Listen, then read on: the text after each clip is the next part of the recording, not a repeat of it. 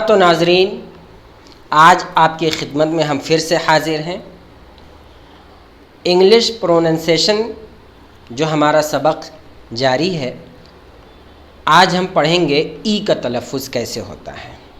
تو سب سے پہلے جو ناظرین آج نئے ہیں اور ہماری ویڈیو کو دیکھ رہے ہیں، تو برائے کرم آپ سب سے پہلے سبسکرائب کر لیں، پھر لائک کریں، شیئر کریں اور ایک اچھا سا کمنٹ کریں کہ طبیعت خوش ہو جائے۔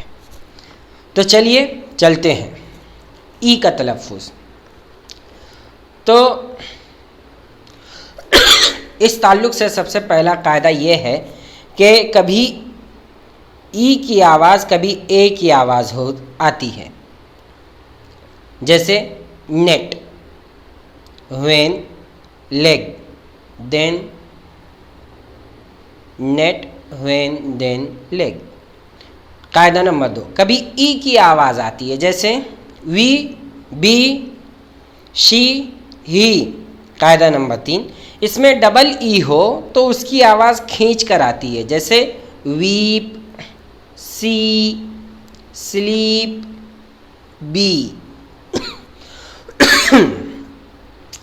تو اسی طریقے سے قاعدہ نمبر 4 ہے کہ اگر ای اے کے ساتھ آئے تو اس کی آواز ای ہوتی ہے، سی، کلین، ہیٹ، میٹ۔ اور قاعدہ نمبر 5، ای کسی لفظ کے آخر میں آئے تو اس کی اپنی کوئی آواز نہیں ہوتی۔ اس سلسلے میں چند الگ سے قاعدے ہیں۔ پہلا یہ ہے کہ اگر پہلے اے آئے پھر آخر میں ای آئے تو اے کی آواز اے آتی ہے اور ای خاموش ہو جاتا ہے، جیسے نیم، سیم، شیم، لیم۔ اس میں اب دوسرا با ہے ایک قاعدہ کہ اگر پہلے آئی ہو پھر آخر میں ای تو اس میں بھی ای خاموش ہو جاتا ہے اور آئی کی آواز آئی ہی آتی ہے، جیسے وائف، وائٹ، لائن، نائن۔ تو اس میں جتنے بھی ای ہیں وہ سائلنٹ ہیں اور آئی کو کھینچ کر پڑھنا ہے۔ اسی طریقے سے ایک قاعدہ اس میں یہ بھی ہے جیم کا، اگر پہلے او ہو اور آخر میں ای ہو تو اگر پہلے او ہو اور آخر میں ای ہو تو او کی آواز او سے آتی ہے نا، او، اور ای کی کوئی آواز نہیں ہوتی، جیسے اسموک، جوک، نوز، دھواں۔ تو اس میں بھی ای سائلنٹ ہے۔ اگر پہلے یو ہو پھر آخر میں ای تو کوئی آواز نہیں ہوگی، اور یو کا تلفظ واو اور کبھی یو ہوتا ہے، جیسے جون، رول، ٹیوب، ٹیون۔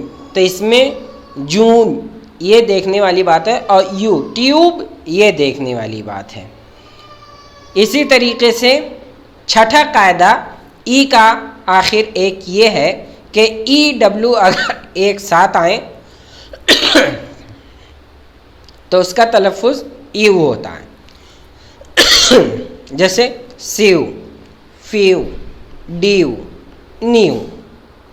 تو اس طریقے سے یہ ہمارا ای کا تلفظ جو ہے، اس کے تعلق سے جو سبق تھا وہ اب مکمل ہوا۔